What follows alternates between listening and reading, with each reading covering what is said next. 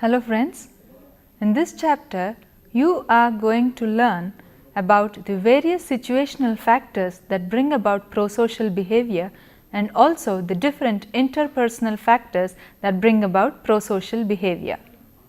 We will first look into the different situational determinants of prosocial behavior.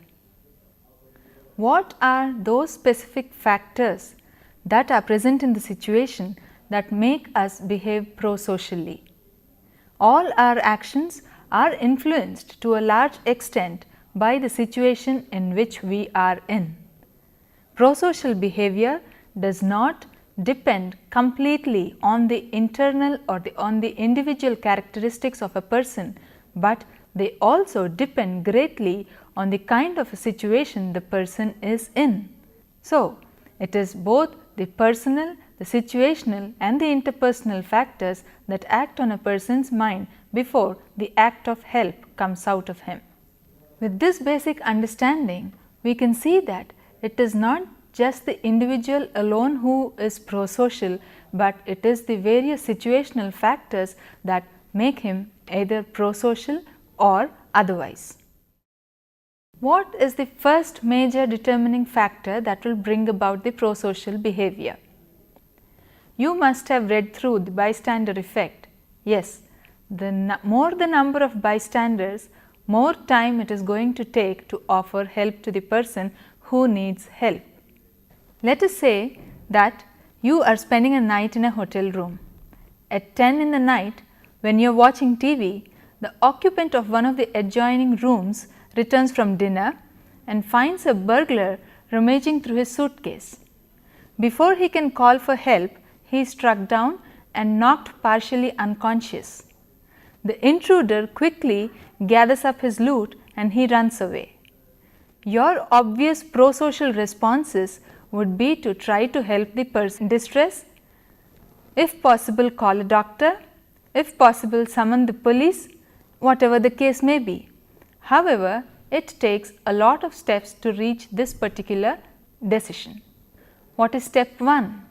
You should in the first place notice that the event has happened.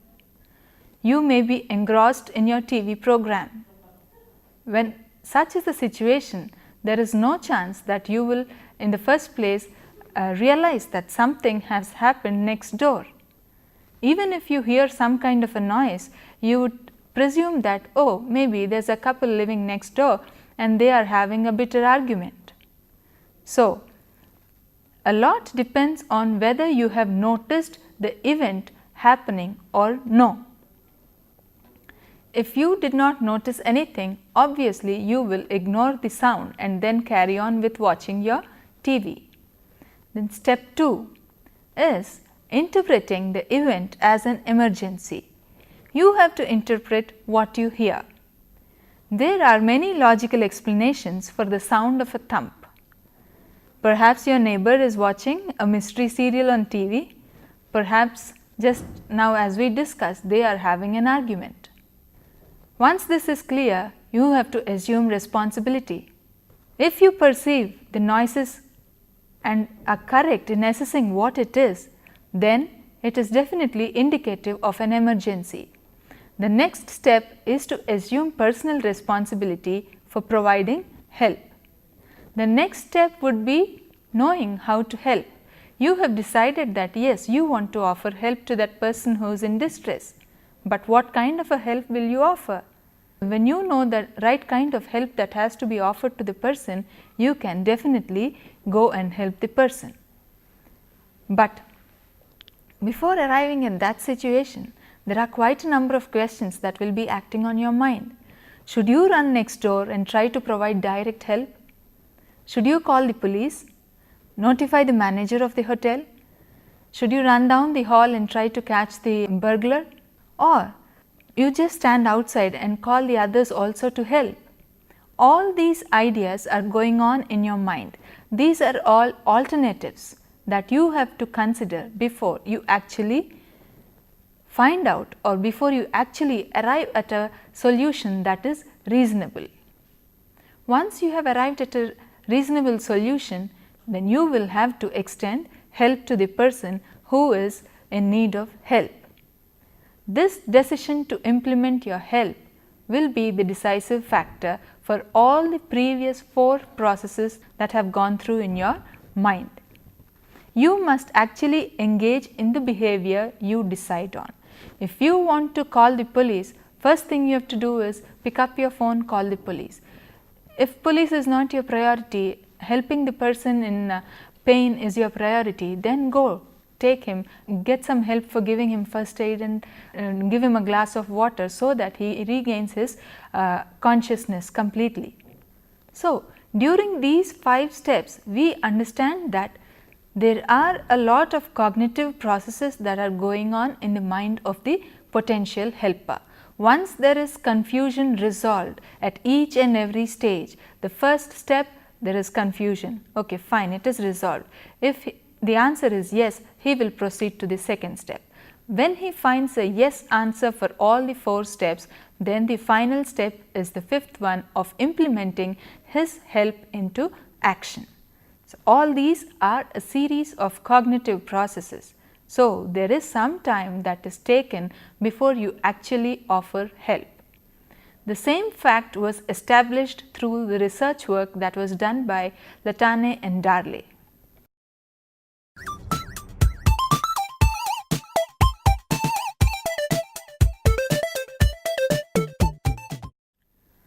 Latane and Darley proposed that individuals who were alone when an emergency situation occurred would definitely behave differently than people who were there in a group.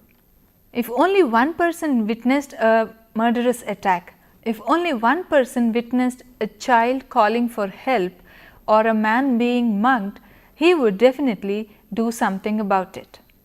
Latane and Darley have created an interesting experimental situation in order to study the responses of people towards an epileptic seizure.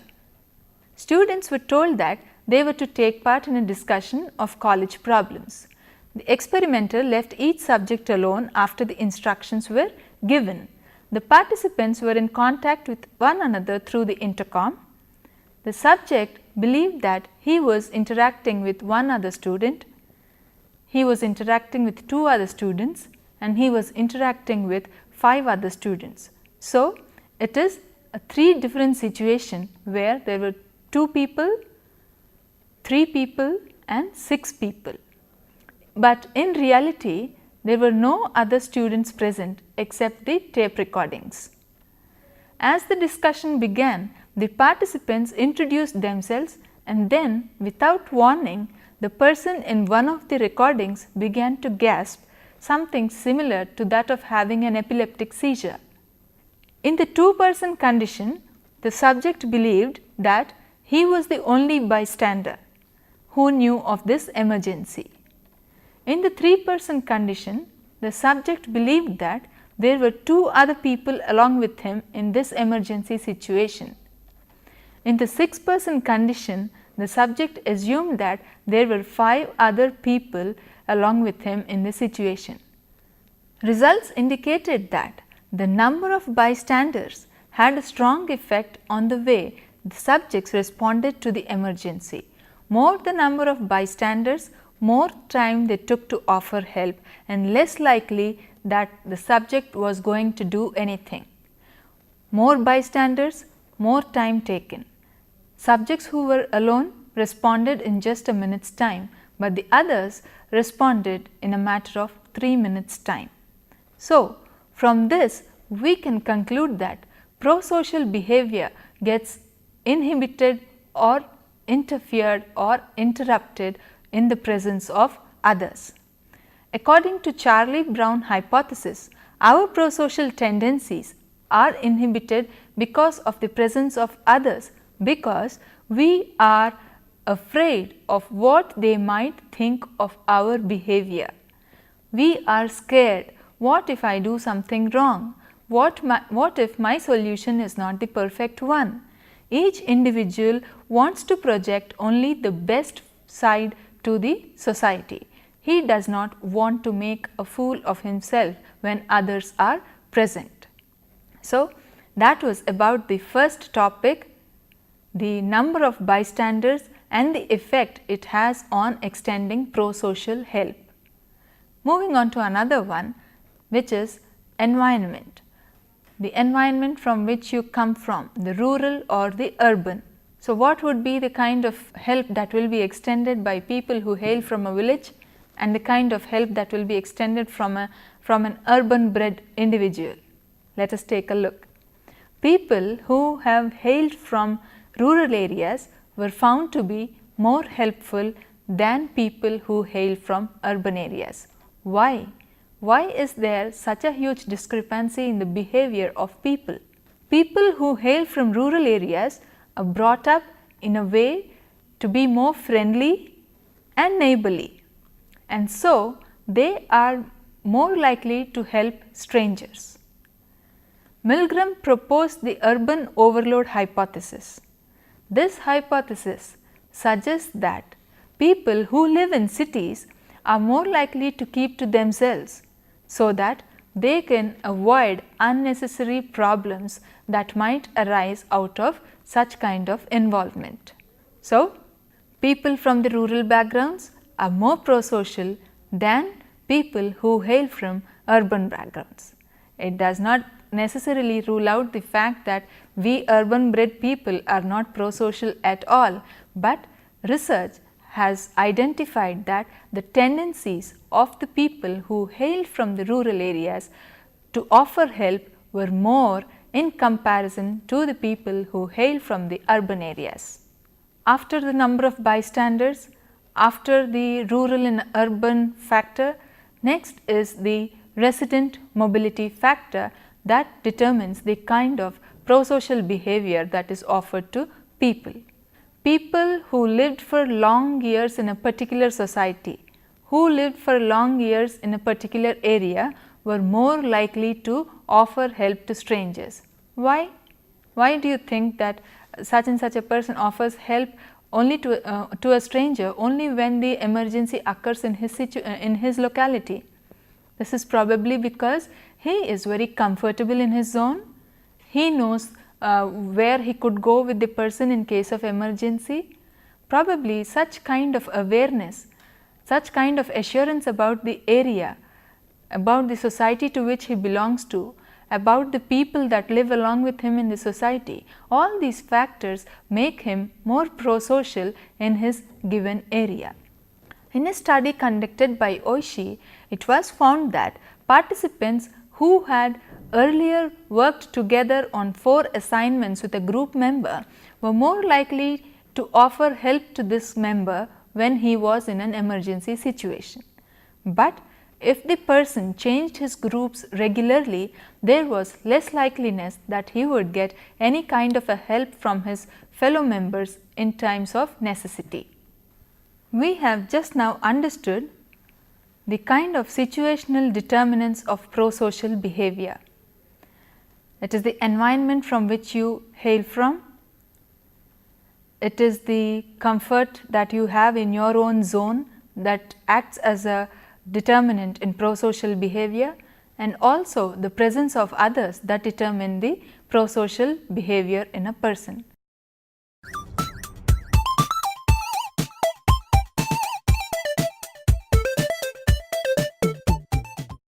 We are going to focus on interpersonal determinants of prosocial behavior. We have been traditionally taught that males and females are different. They act differently in different kinds of situations. For example, there is a fight going on. What do you expect the man to do? He would definitely go to the situation, try to resolve the fight, and probably get involved in the fight also. But what would be the involvement of the woman there? She will just stand there and see, or she will think, oh, I should not get into this kind of a ruckus, and she will walk out from the place. So, this has been taught to us that men behave like this and women behave like this, and that is why they have to be treated in different ways. So, females have been assumed to be the weaker sex and males have been expected to offer help almost at all times. if these values still hold any relevance in the current society, all those girls who are listening to me would feel that no, I am no less than a man, but fine, we are now talking about the traditional thoughts. If these values still have any kind of an influence, we can take it that more female victims will get help from the male people than male victims. Women are always the ones that are helped more when compared to the male. For example, we will take a situation where the car tire has to be changed and the victim is a female. It was observed in research that one car out of every 4 cars that passed by stopped if it was a female victim that needed assistance, or if it was a lady that needed assistance. We will not call her a victim here. If it was a female who was seeking help and struggling to change the tire of her car, 1 out of every 4 cars stopped by. But when it was a male who was stuck with his car and the tire, only 1 car out of 50 cars stopped by, and all those who stopped to offer help were males. This is very clearly portrayed in majority of our Hindi cinemas. It is always the girl who knows the best way to get a lift than the boy. Attraction. Another aspect of interpersonal determinant of prosocial behavior is attraction. Who do you think will get maximum help?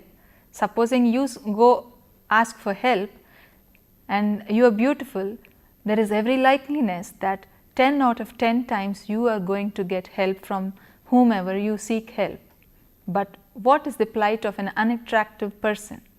Unless the person who is offering help is highly altruistic, there is no assurance that the unattractive person is likely to get any kind of a help. Beautiful victims are found to receive more help than unattractive victims. Male altruism towards females was explained in such a way that these men acted prosocially because they had a romantic inclination towards the lady they were interacting with. The helping behavior is more quickly rendered when the person that has to be helped is attractive. This also happens in our daily lives. People come home asking for donations. When there is an attractive person who has come to seek a donation, you definitely take some time out to listen to them. And if it is an unattractive person, you say, oh, not now, I'm extremely busy, you please come some other time. So, it is proved that attraction also plays an important role in deciding whether you extend prosocial help to the person who is in need of help or no. Similarity is another factor. If you find that a person is in a similar situation as yours, there is every chance that help is extended to that person. You know very well what the difficulties would be. Your heart goes out to that person. You do not want that person to suffer. So, what do? You go out all your way, and even if it is a stranger, you help that person. When you see that there are people like you in a difficult situation, there is every chance that you will empathize with them, go out of your way and then offer them the much needed help. The last factor is the degree of closeness. People are more likely to help those victims with whom they are familiar rather than offer help to others or other strangers. Females are found to offer more help to those people who fall under the close relationship category, and men are more likely to offer help to strangers. So, there are quite a number of factors that act on the mind of the potential helper. The characteristics that he possesses as an individual, the situation that is there right in front of him, and the interpersonal factors, whether he knows the person or no, whether he finds the person attractive or no, whether he has the competence or no. all these are various factors that act on his cognition, his thought process 1, 2, 3, 4, 5 and then finally make him arrive at a decision. Yes, I am going to offer help to the victim in this situation, or no, I do not want to offer any help to the victim. Prosocial behavior is a positive trait and each one of us has to inculcate and learn to help the others who are in need, whether they are strangers or whether they are our known circle.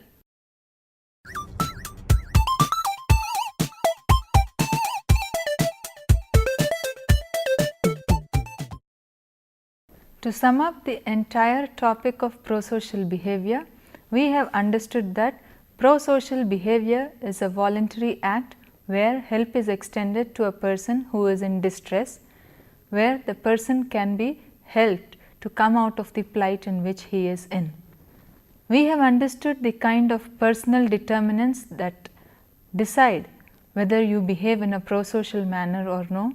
The focus also has been on various situational determinants and then on interpersonal determinants also. We have seen that the bystanders play a pivotal role. Latane and Darley have offered a lot of research and conducted a number of studies in this area and have concluded that more the number of bystanders, more time it is going to take for the people to offer help. In fact, there are more number of potential helpers there, but do they help? No. Why don't they help? Because of diffusion of responsibility. Each one refrains from taking responsibility towards a particular act. He thinks no, the other person will take up some action. The other person will think no, there is some Mr. X to do, there is some Mr. Y to do. So, all of them in a given situation thinking like that will procrastinate the help that has to be given to the victim. There is also the influence of culture and gender in the prosocial behavior that is extended. People who hail from the same culture are lucky enough to get help from the person, but in case if the person hails from another cultural background, he is not offered help at all. There is the influence of gender too. The weaker sex, or rather the fairer sex, are always the lucky ones to get the help, and if the fairer sex is attractive, there is a downpour of help from the male counterparts. There is the influence of closeness and similarity too on the way help is extended.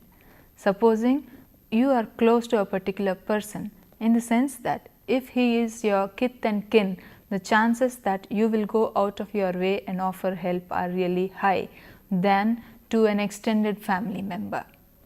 So, closeness also plays an important role in helping a person decide whether he will offer prosocial help or he will not offer any help at all. Similarity plays a pivotal role again. If you were in such a kind of a situation earlier, and if the person now who is in need of help also is in the same kind of a situation, you know the ins and outs of being there. So, you will again act quickly to help the person out of his distress. So, whether bystanders or no bystanders, if we see a person in distress, it is strongly recommended that we take minimum possible time to offer help to those people. In some cases, when help is delayed, there is every chance that the person might lose his life also. So, rather than trying to diffuse the responsibility, you have to act in a proactive manner and then take the responsibility, and probably while you are engaged in such a busy activity, you will generate interest in other people and they will also join hands and help you achieve the task even faster. Whether the person is attractive or unattractive, it is the life that is at stake. It is a person that is suffering. So, let us not differentiate between people. Whether it is close kin or a stranger, someone is in need of help, and that to your help, you should really think about the situation and then act in a manner that will be gratifying to you as well as to that person. Whether he is similar or dissimilar to your experience. All these factors will definitely help you ponder more upon the way help should be rendered to the person who is in distress. Let us all decide whether we want to be prosocial individuals, definitely not antisocial individuals. We have to decide whether we want to be prosocial individuals or irresponsible, indifferent individuals of the society where we are living.